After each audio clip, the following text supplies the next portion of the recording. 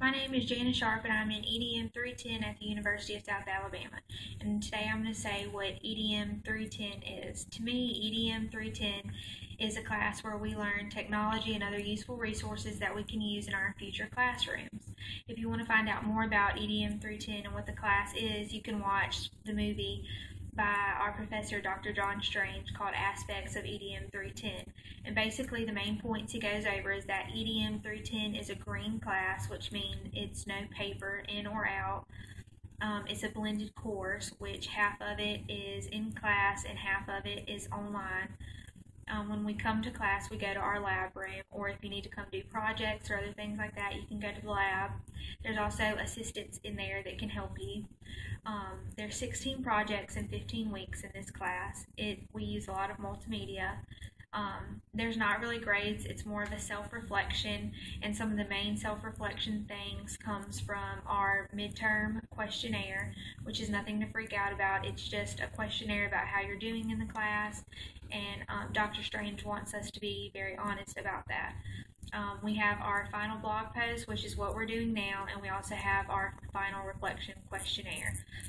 This is a very public class. Many people can see our blog and many of the projects.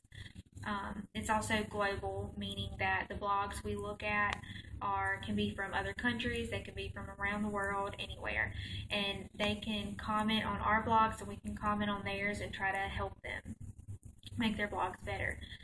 The class emphasizes creativity and it also impacts the community.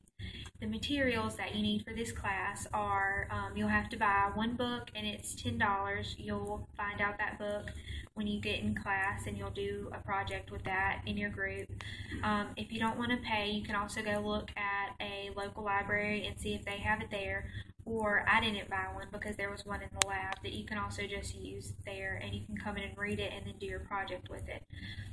Some terms that are used a lot in this class that you might need to know about are, I'll start off with the C4C, C4K, and the C4T. The C4C is comment for classmates.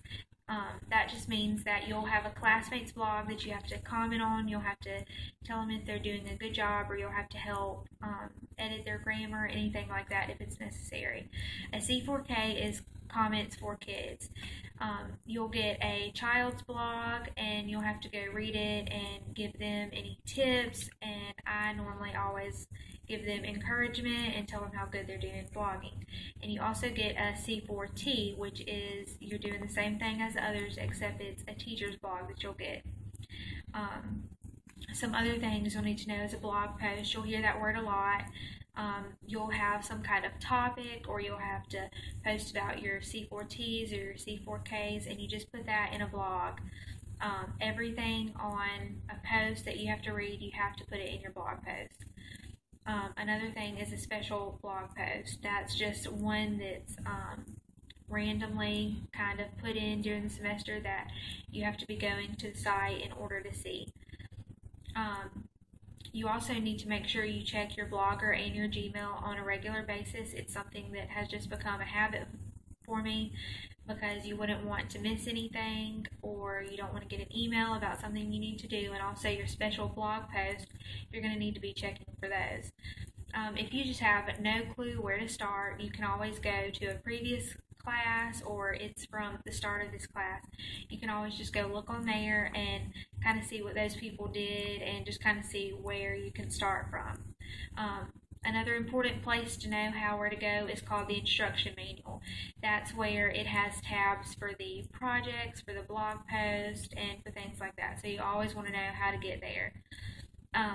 If you're feeling stressed out at the beginning of this class, which most people do, go watch EDM 310 for Dummies. It's a good video that is how we're all feeling, but sometimes you think you're the only person that feels that way. Go watch this post and you'll basically think that that is you in there acting, but everybody feels this way. Another important place to know how to use and work is Google Docs. That's where you get your emails, you have all your assignments in there, and you have your checklist, which tells you what to do for this week. If you have class for the week, it helps you check off things so you know what you've done for the week, and it has all the master copies of everything. And that's pretty much it about what EDM 310 is. Thanks. Rachel, what's the matter? I don't know what to do. I don't know anything about this class. I don't know what website to go on. I don't know what a C4C is, or a C4T, or a C4K.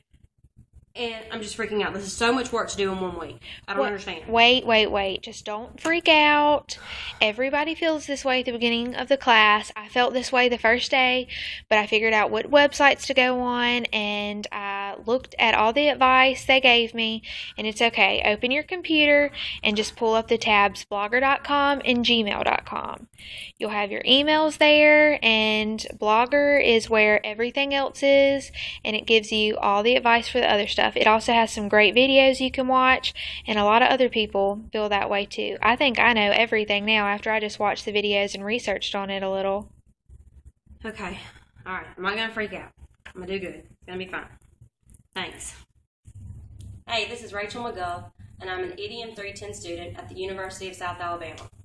Today I'm going to explain to you how to survive EDM 310. The most important advice, firstly, on how you can survive EDM 310 is to not be late with any of your work. Procrastination will kill you in this course. You have to learn to be on time with everything that you do. Blog post assignments, projects, C4Cs, C4Ts, and C4Ks, which Jana explained to you earlier in this video. The second piece of advice I can offer to you is proofread everything that you write. Really look at your writing and make sure it is correct. Because when you have a peer or a professor or even a kindergartner tell you that you have bad grammar or you're misspelled something, it is embarrassing. You will be embarrassed, so just make sure to write well, do everything that you can to do that. Thirdly, you have to learn to be honest with yourself about your work. It's all about self-evaluation. You know whether you did the work, whether you did it on time, and whether you did it well. You're giving yourself your own grade. It's all up to you. This isn't about tests or anything like that. You know what you're doing. Be open to new ideas and new things. Education and technology, it's constantly changing in this world. So in order for us to be good teachers in the future, we have to constantly change and learn the new technology all the time. So you have to be open to things like that. Make sure to attend the mandatory class meetings. You only actually meet with Dr. Strange and your class like maybe 7 or 8 times throughout all the weeks that you have of this course, throughout the whole semester. You will meet with your group more than that, of course, so just don't miss. Another thing I can tell you is to be creative. I know it's hard, but in this class, you have to think for yourself in this course. Brainstorm and try to come up with something original, because Dr. Strange likes that. Just a warning, the first 2 weeks in this class are going to scare you. They're very overwhelming. I was freaking out the first class meeting. It's just very overwhelming. You will think about quitting. Just don't do it. Don't do it. You're going to be fine. Come into the class with the right frame of mind, and you'll be great. You're going to do great if you do that. This is not a class for lazy people. You have to be on time. You have to be self-disciplined and work on your own. There's not a teacher saying turn this in at this time, do this, test is on this day. It's not that kind of class. As Dr. Strange would say, it's not a burnt-back education.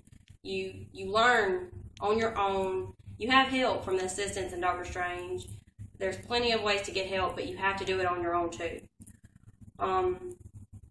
Another piece of advice, always look at your Google Docs.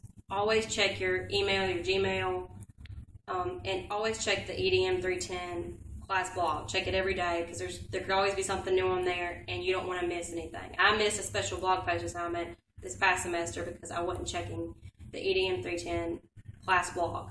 So always check that. Most importantly, have fun with it. This class can be a very good course if you make it that way. If you're constantly being late with your work and it's piling up behind you, it's going to be very stressful and very hectic. You have to have fun with it and plan ahead, and most importantly, don't procrastinate. That's the biggest thing I can tell you, is don't procrastinate. Besides that, make sure you're in a good group, and thanks. Jana, what are you doing? I'm I'm trying to get all my stuff for EDM 310 done. I started this at 10:30, and there's no way I can finish it by the little deadline. Well, you've had all week, Jana. What have you been doing?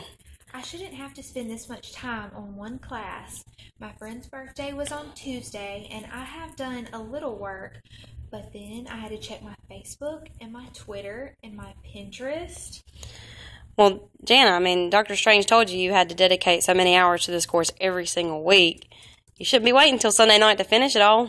Well, I thought this was just a regular class. I could just get some stuff done, and I have to read some things and watch some movies, and it's just ridiculous. Well, procrastination kills, Jana. Obviously.